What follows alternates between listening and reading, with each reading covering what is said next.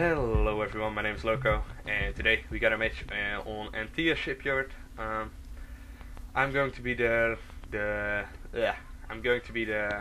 Zerg in the top left corner. I should restart this cast, but I don't wanna, so yeah, I'm just gonna continue. I'm going to be the blue Zerg in the top left corner, and my opponent is going to be the red Protoss, and his name, as you can see, is Swoopnik.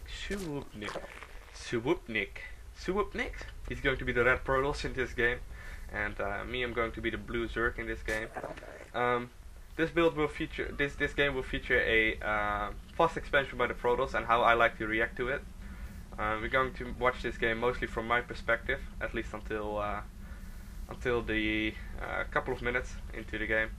As you can see, not much happening just yet, but let's talk about fast expanding Protosses.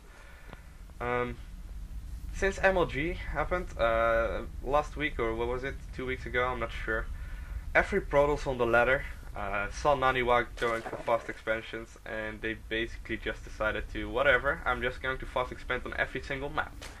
Because it's actually possible to even fast expand on a map like Selnaga Caverns, and on maps like Antigua Shipyard it's fairly easy. So Protoss has just been doing fast expansions, and because of that, it's almost impossible for Zerg nowadays to actually get a hatchery first up, simply because if a Protoss goes fast expansion, they will have a forge up early, and with forges you can make cannons, and cannons will just kill your hatcheries. And since the Blizzard maps do not have depots or anything right there, Protosses will just get 3 pylons up, get a cannon behind it, and get their own expo up, which will put you up behind so far. So as you can see, I'm going for a 14 spawning pool, going into a 15 hatchery after killing his probe, which is a bit of sloppy micro by him. Yeah, as you can see, this is the most solid opener at the moment in Zerg vs Protoss, in my opinion. It's a really solid build, because if he goes for some cannon shenanigans, you can just get up a couple of Zerglings because of your early spawning pool. You will be getting a relatively early queen up as well. And as you can see right now, I'm actually going back to my vision. I'm going to see this fast expansion by the Protoss, at least a fast wall off by the Protoss, and I'm gonna send up my probe. I'm gonna send back my drone. I don't want it to get killed. As you can see, I'm also selecting another probe to build a third hatchery. And most people will think this is really risky, but if you think about it, the Protoss is going for a fast build, a really fast expansion. And since I will basically deny always scouting with the early Zerglings that I'm getting, he will not be knowing what I'm doing at all. And since he will be going for a fast nexus, there is really no way that he will be doing any kind of push until the 9-minute mark. So keep that in mind. Protosses really won't move out after the fast expansion before the 9-minute mark. The best that they can move out with is like a couple of zealots, but that really isn't going to do anything if you play properly. So the real pushes, like Stargate pushes and Gateway pushes, will come around the 9-minute mark. So I can actually pretty safely get up this third hatchery and get my drones going. And as you can see, since I'm going for a really early third hatchery, my first queen isn't going to drop, is not going to inject with the energy. It's actually going to put down creep tumors, and this is actually really important. If you go up for 3 bases, you will have no minerals at all to spend, so you won't be using the extra larva that the queen generates. So what I'm doing here, I'm just using this queen to get a lot of creep tumors going. And as you can see already, I wanna have creep between my third and my first base. That way, when he moves out at like 9 minutes, he will come up walking through this alley, and he will be here. And there's already creep all the way here, from my natural to my main, and from my natural to my third. And that way, it's way easier to defend. As you can see on the production tab, I'm just going to continue making lots and lots of drones.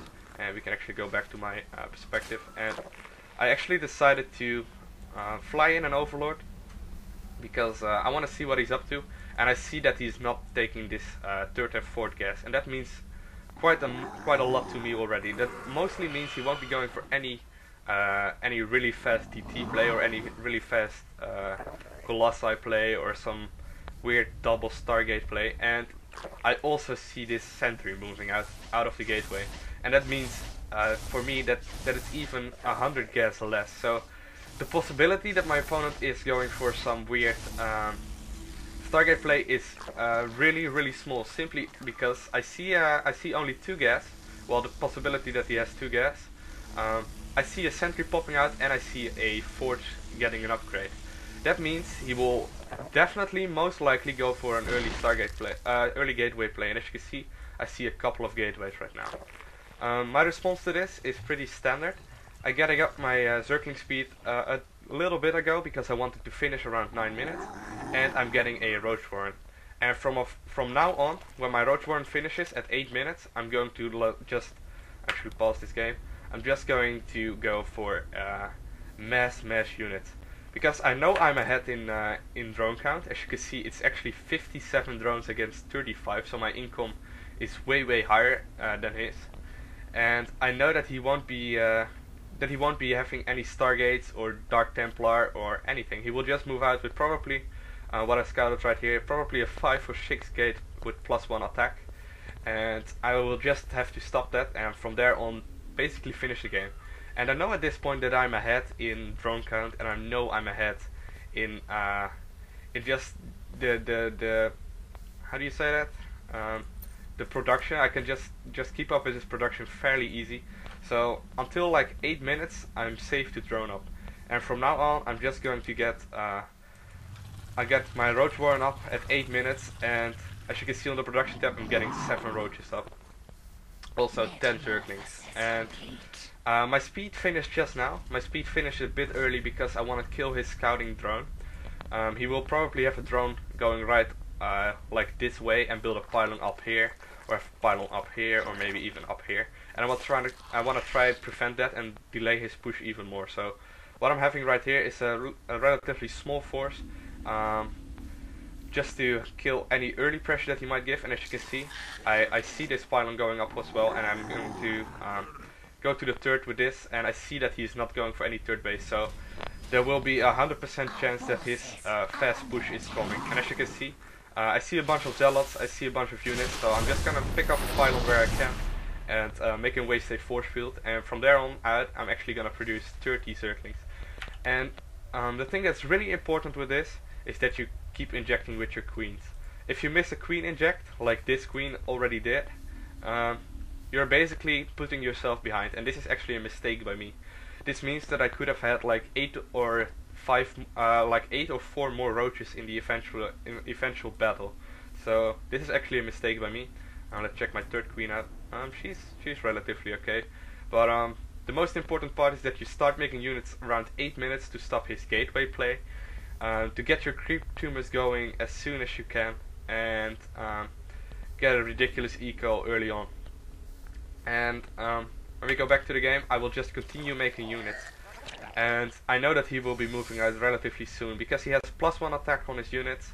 I clicked on one of his units and checked it out. He has +1 attack, and he also will be having a lot of units relatively soon because of the 5 gate. So if I stop this push, I know I'm ahead in basically pretty much everything, and this is a really important point. I select all my Zerglings and actually run them around, and that way I want to surround them in this choke or that choke depending on where he is attacking, so I actually abuse the terrain. This is really important thing to do as well because of the force field. If you get your Zerglings up in front of the battle, you will pretty much lose them all to the Zealots, because the Zealots will most likely be in front, and the sentries will be having force fields behind that. But if you have your roaches in front, a couple of Zerglings in front, and the rest of the Zerglings in the back, that means you will be either attacking the Zealots, the sentries, or the stalkers. And that way you will basically just crush his army, and that's actually what's gonna happen right now as well. I'm going to surround his army, pretty much get everything that he is that he has, and that way you will simply just crush his army, be ahead in both army and economy, and yeah, there's really just nothing you can do if you scout the build like he did right now. And if you play it out properly, you will pretty much always win, unless your opponent is a Grandmaster player, but I doubt any Grandmasters will be watching this video. So I'm actually just gonna put on the pressure. Meanwhile, I was always also getting my lair up, and now I'm getting my road speed upgrade. And that way I know that it will be finished relatively soon, and I will just be able to crush his army and crush his base. So now I'm just rallying more units. As you see on the production tab, I'm not going to stop making any units. There will just be more and more and more Zerglings and roaches incoming. And yeah, it's just really important to get your creep going early, to get your units out in time, and to get your upgrades out in time. And if you do that, and if you scout the proper build like I did, there's really no way in losing it. Unless he has some perfect force field micro or some really good micro in general. It will be a lot harder than this. Of course he didn't play this perfectly, but just to show you all. Yeah, this is basically how you play against a build like this.